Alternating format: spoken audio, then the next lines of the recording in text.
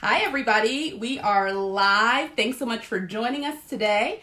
If you have been tuning in, you will know that we are now on Chapter 3 of the Briefcase of Juris P. Prudence, my book about an 11-year-old lawyer who fights for kids' rights to vote.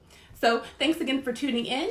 We are typically on Facebook Live, but because we have viewers on Instagram, today we are coming to you on Instagram Live as well. So hi to all of our Instagram followers. Hello to all of our Facebook followers. Thanks again for joining us. If you're in the room, why don't you just shout out who you are and where you're coming in from today?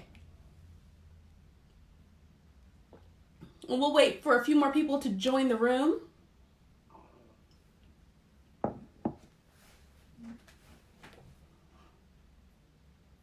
I hope everyone has been spending lots of time at home with their friends, or with their families rather, and connecting with their friends virtually. It's so great to be able to connect with you virtually. I know that many of us are accustomed to being at home, or being at school rather, and this is a change for all of us. So thanks everyone for being flexible and for making sure that you're continuing your studies even though it's not in the traditional schoolroom.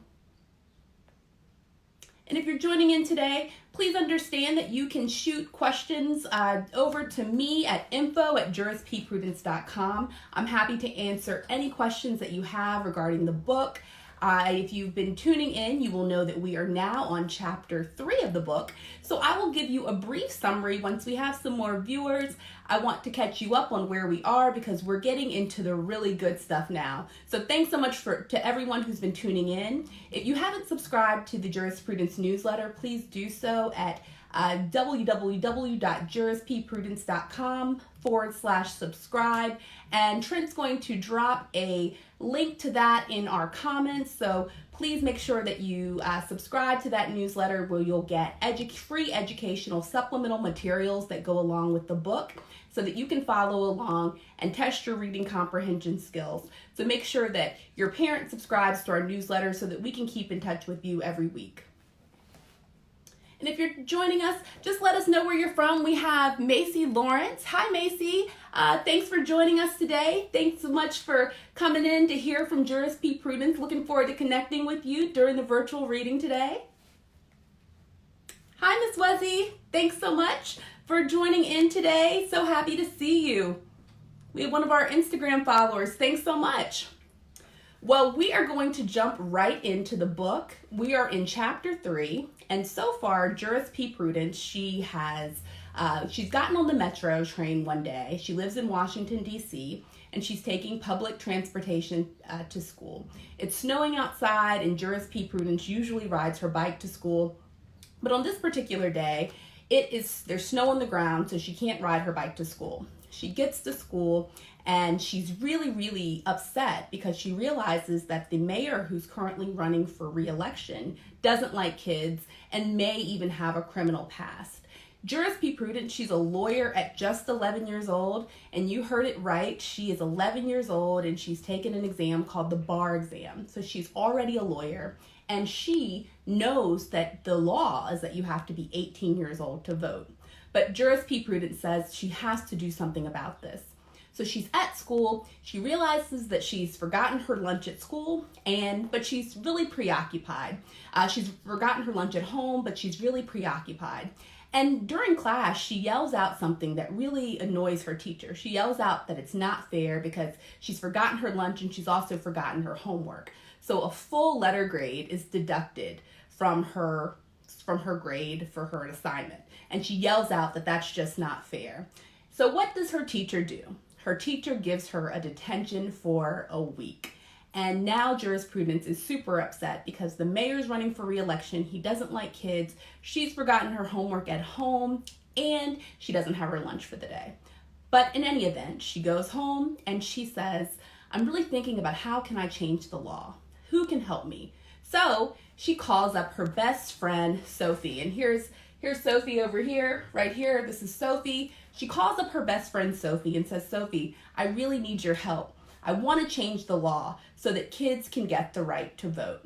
Now, Sophie is JP's best friend, but she's a little bit more patient and less impulsive than JP is.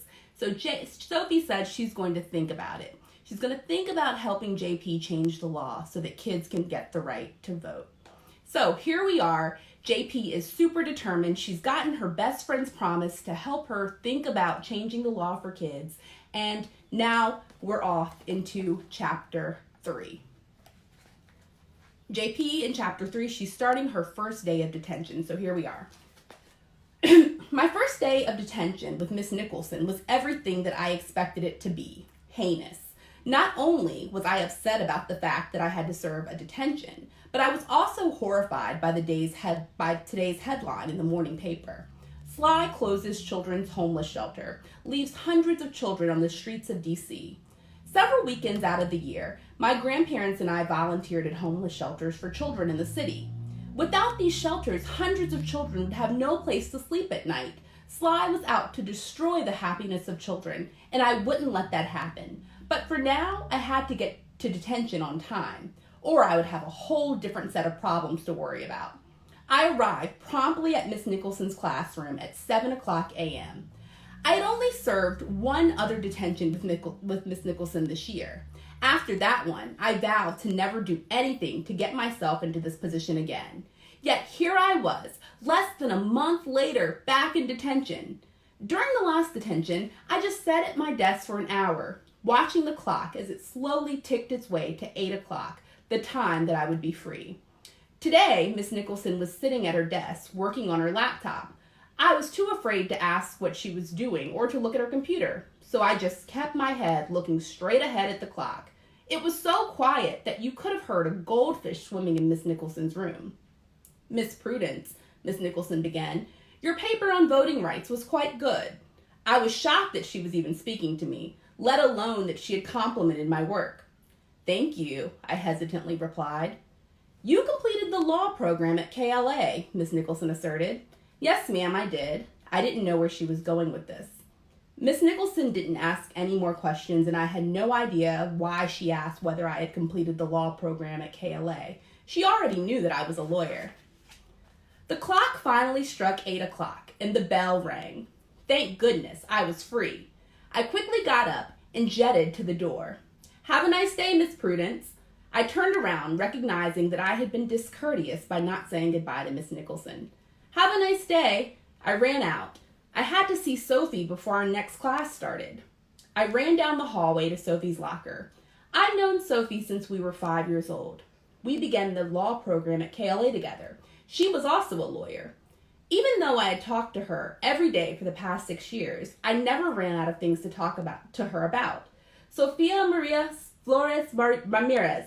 I knew that calling out her full name would get her attention. I ran down the hallway and gave her a big hug. JP, do you always have to make such a scene? Sophie was very shy and never showed too much excitement about anything.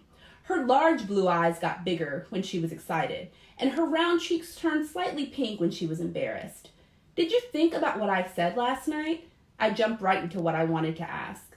Sophie was a thinker. She never jumped into making any decision, and I knew that this situation would be no different. In the KLA law program, Sophie graduated number 1 in our class. As our current class president, the whole school knew Sophie as someone who never made a quick decision. She always liked to get the answer right, not the quick answer. I did think about it, and I asked impatiently. My eyes pleaded with Sophie to tell me that she would help me change the law. Well, JP, changing the law to give kids the right to vote isn't going to be easy. I mean, we have to fight laws that have existed for hundreds of years. Well, if you believe that the 14th Amendment is real, then you have to believe that all people are equal, including kids. Am I right? I tried to persuade Sophie. I understand what you're saying, JP. I just don't know that anyone else will buy the argument that kids should be able to vote. You have to be 18 years old. That's the law. I know that Sly is terrible for children, but I don't know if that fact is going to change people's opinions that kids should be able to vote. We can't think about what other people will do. We have to think about what we can do. I know that we can get Sylvester Sullivan out of the city. I realized that I was speaking loudly and that the students in the hallway were staring at me. That's right. Sophie was slowly beginning to change her mind. I could tell that when she started staring into space, the wheels in her mind were turning. Even though we are kids, we are lawyers. We have the knowledge to change things. If we don't use our knowledge of the law for good, then why do we have a law degree at all? Why do we have to wait until we are adults to create change? The first bell rung, telling us that we had 5 minutes until our next class started. Okay, I'm in. Let's do this. I started jumping up and down. Thank you so much, Sophie. This is going to be incredible. Just wait. Sophie nodded. I could tell that she was skeptical, but I knew that she wouldn't back out of this. What are our next steps? Can you come by my house today after school? We have a student council meeting today, but tomorrow should work. I have to ask my parents first, though. I did not like waiting to get something started, but I knew that I couldn't do this alone, and I had to wait for Sophie. Tomorrow it is. Let's get to class. As I walked to class, Julian Cromwell, a student from the medical program, approached me. You really shouldn't talk so loudly in the halls, JP. You never know who's listening, Julian scolded. Julian was the biggest bully at KLA, always picking on students who he did not like. Everyone was afraid of him, except for me. I'll remember that next time. I rolled my eyes and walked away. Nothing could dampen my mood. Sophie had given me her word that she would help me, and I was on cloud 9. Alrighty, friends, so here we are at the end of chapter 3, and we will move on to chapter 4 next week. If you have a question, you can put them in the comments and I will try my best to answer them. I am looking at our Instagram friends and I'm also looking at our Facebook friends, so I will try to take them one at a time. Anybody on Facebook have a question? And Instagram, I am looking. If you have a question on Instagram, let me know.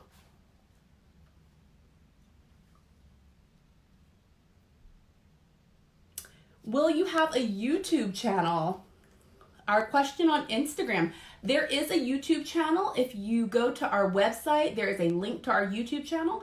And if you have subscribed to our newsletter, we will send you all of our links and you can see replays of this live video. You can share it with your friends. So make sure that you subscribe to our newsletter where you can get the link to all of our educational materials and also a link to our YouTube channel. Thank you so very much. Hi, Paula. How are you? Hi, PrissyGirl295 on Instagram. Thanks so much for joining us. How are you? Hi, Esquire Kirby. Hello, how are you? Thanks for joining us today. So if you have questions, please shoot them over. Hi, Crystal. Thanks so much for joining us today. If you have questions about the book, if you have comments, if you are anticipating what JP is doing, please certainly shoot them over and we'll definitely get back to you during the week. But thanks again for joining us. It's always a pleasure to come to you to share my love for jurisprudence, and I'm looking forward to continuing this reading virtual journey with you next week. Have a great one, everybody. Please stay safe. Oh, let's see, we have one more question. I have a little one who writes great stories. Is it possible for you to give her feedback on her writing? Please, I love reading little ones' writing, so please send me an email at info@jurispprudence.com, and I'd love to give feedback on this little one's writing. Thank you so much for your question. All right, everybody, have a great one. Enjoy your day. It's beautiful where I am. Hopefully you can get some fresh air, but please stay safe if you are going out. Have a good one, everybody. Bye-bye.